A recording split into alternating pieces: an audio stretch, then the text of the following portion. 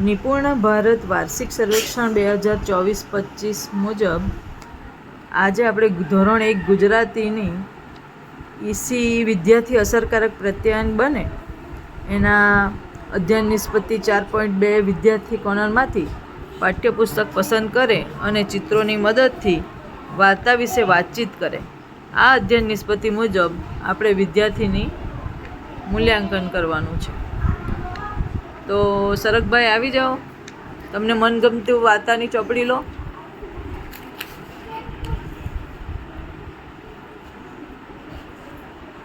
આવો આવો.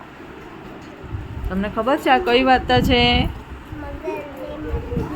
હા ચાલો, મને વાર્તા કઈ સંભળાવશો? આ વાર્તામાં શું આવે તમને ખબર છે? હે વાંચવાનું ગમે છે તમને? વાંચો.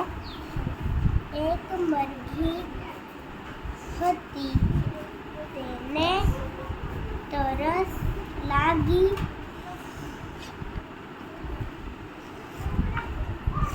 તે નદી પાસે પાણી પીવા ગઈ. નદીમાં એક મગર રહેતો હતો. મરઘી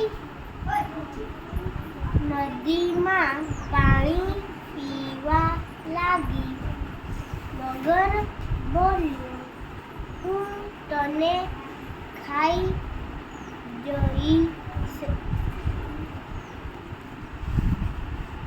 મરઘી ડરી ગઈ. તે બોલી, મને છોડી દો. ખૂબ સરસ. વાંચો વાંચો. હું તો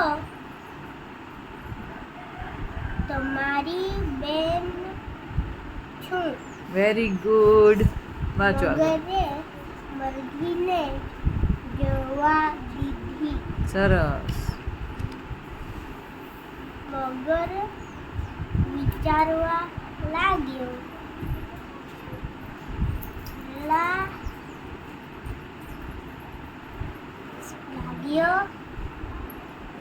તે મરઘીને કેમ જવા દીધી?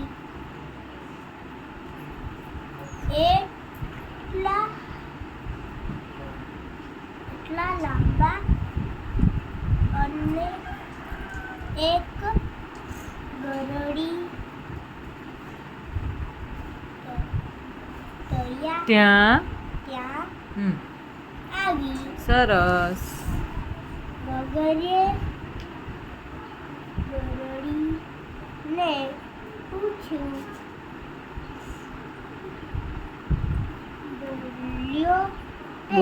બોલતો તે તો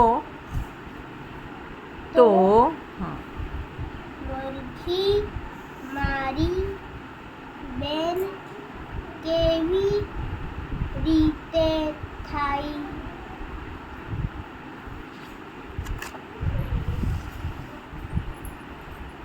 ગરડી બોલી,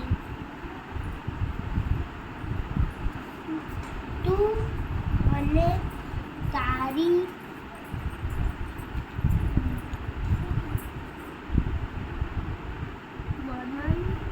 બહેન બંને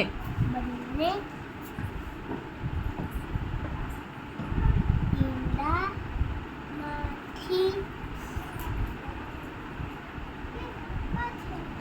પેદા થાય.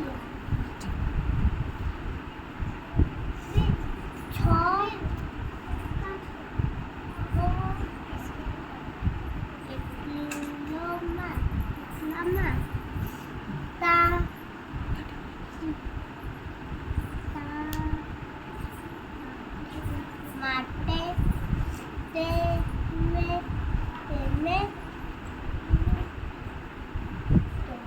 બંને ભાઈ બહેન છો. Very good. ચાલો, તો આ વાર્તા મને બહુ જ ગમી છે. તમે વાંચી તે.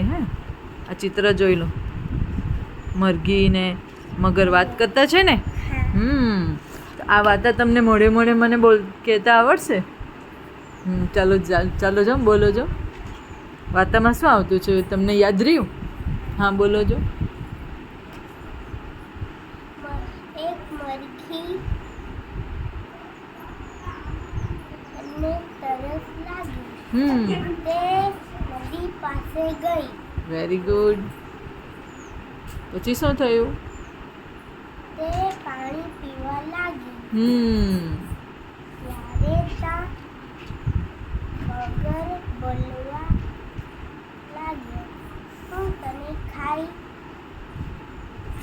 તને ખાઈ જાઉં એમ કહેતો છે હે ને? હા પછી શું થાય? મરઘી શું કહે? હું તો મને છોડી દો, હું તો તારી બેન છું. મગર વિચારવા લાગ્યો અને મરઘીને જાય દીધું. મગર વિચારમાં પડી ગયો.